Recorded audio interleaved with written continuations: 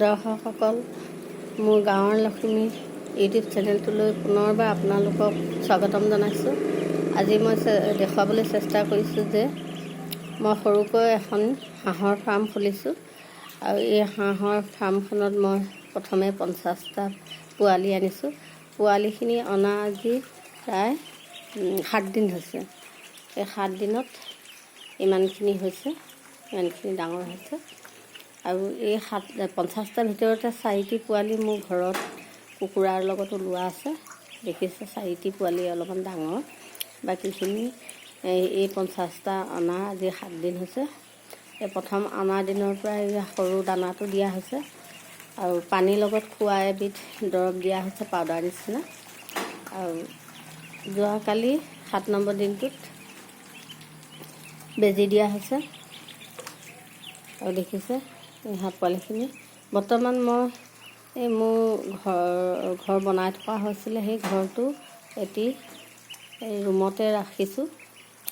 অকণমান ডাঙৰ হ'লেই প্ৰায় 15 দিনমান হ'লেই মই গঁৰালত ৰাখিমগৈ। এতিয়া তেনেই সৰু হৈ আছে, গতিকে এই গঁৰালত থ'বলৈ ভয় হৈছে।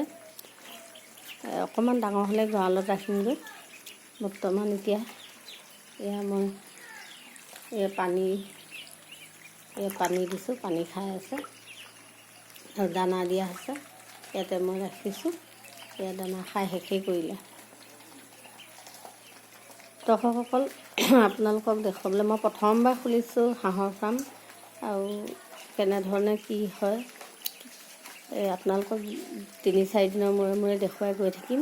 বৰ্তমানলৈকে গোটেই 50টা পোৱালি মোৰ ধুনীয়াকৈ আছে, একো অসুবিধা হোৱা নাই। ধুনীয়াকৈ খাইছে, চৰিছে, ঘূৰিছে, ফুৰিছে, ইফালৰ পৰা সিফালে ধুনীয়াকৈ লৰাই ঘূৰি ফুৰিছে। আজি মই এইখিনিকে দেখুৱালোঁ।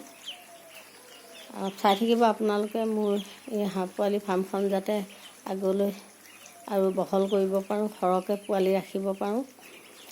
সেই আশাৰে আপোনালোকৰ পৰা আশীৰ্বাদ বিচাৰি মোৰ ভিডিঅ'টো সামৰাৰ আগতে আপোনালোকে যাতে মোৰ ভিডিঅ'টো লাইক কৰিব, শ্বেয়াৰ, কমেণ্ট কৰিব, লগতে ছাবস্ক্ৰাইব কৰি মোক যাতে উপকৃত কৰে, এই প্ৰাৰ্থনা আপোনালোকলৈ।